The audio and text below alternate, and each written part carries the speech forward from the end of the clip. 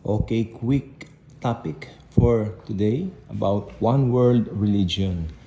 Marami na pong nag-comment sa mga vlogs ko dati. How about one world religion?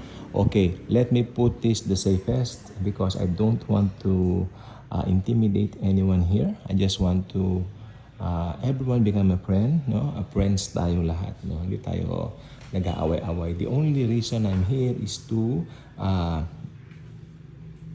preach Jesus, share His love, okay, share His grace.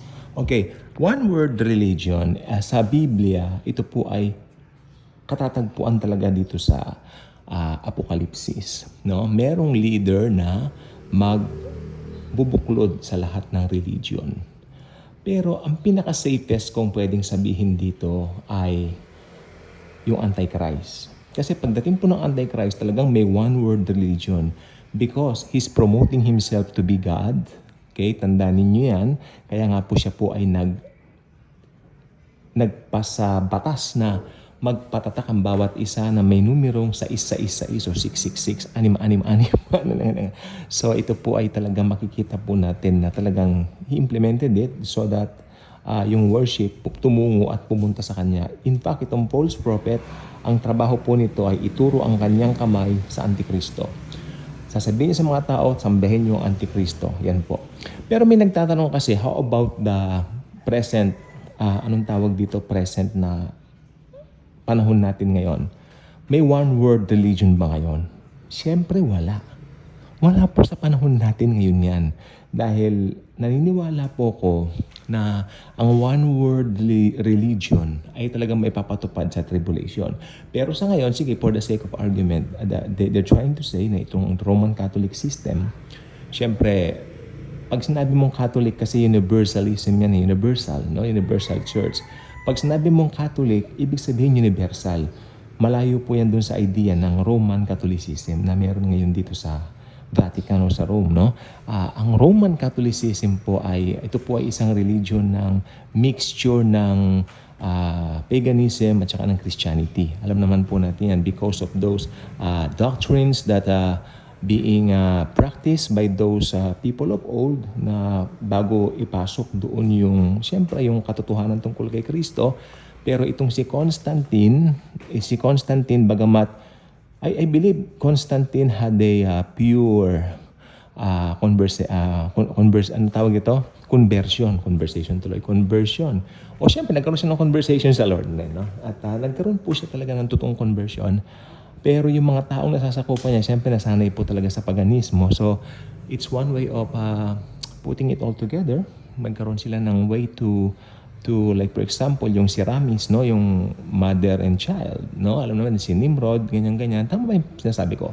Kasi meron akong libro na nabasang ganyan, no, at ito po ay nung high school yata kami o college na kami, pero nandun sa aklat niyan histo o college na po kami noon, meron pong aklat na ganyan. So methodology, something like that. Ito po ay talagang tamad akong pag-aaral niyan, dami kasi mga names no? Pero may Jupiter pa, ganyan. Pero ang nakita ko, bawat doctrines nila ay parang hawig sa Christianity. Like for example, siyempre kung merong si Ramis o yung nanay, may anak si Nimrod, meron din naman pong tama ba yung Nimrod ba yung, alam po Nimrod asawa yung anak, ano ba pangalan ng anak niya? Kung ano man yung anak niya, parang yan din yung sun god.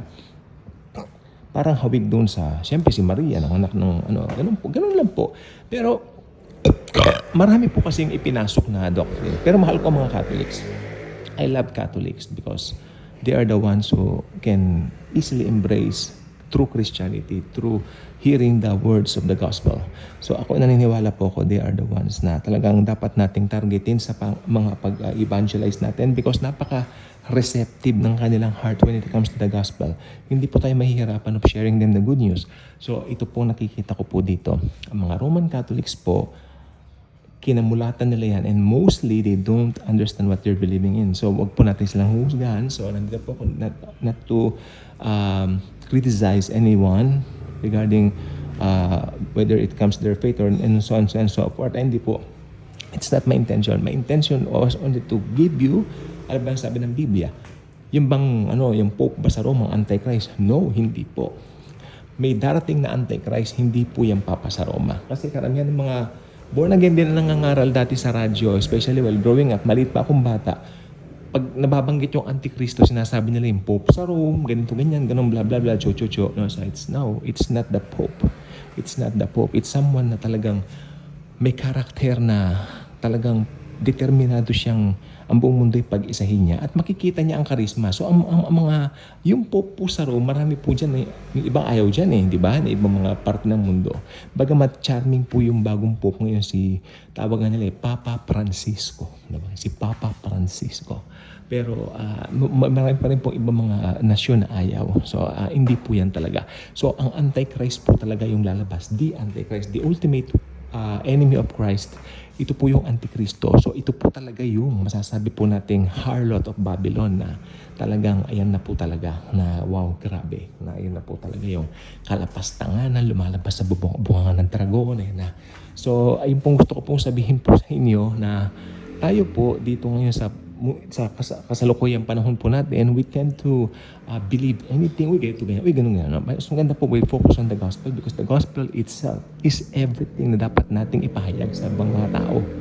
Ano ba ang gospel? Si Jesus ay namatay para bayaran ang kasalanan ng buong sangkatauhan. Amen? Sabihin mo sa mga tao, namatay si Jesus. Okay? Paniwalaan mo na namatay siya, yung payment niya, yung kanyang, di ba? Na ginawa niya ay perfect. Walang pwedeng makapares, walang pwedeng walang pwedeng makatulad, no? Ituro mo sa mga tao si Jesus, yung ginawa niya sa cross. That's the gospel.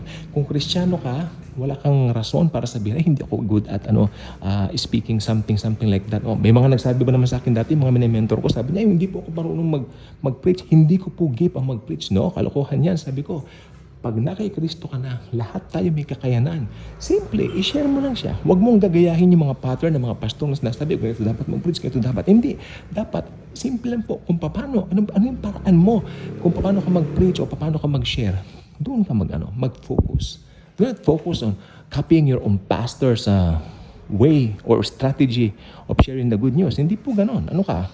Xerox copy? You are unique. Use your uniqueness in sharing Jesus. God bless.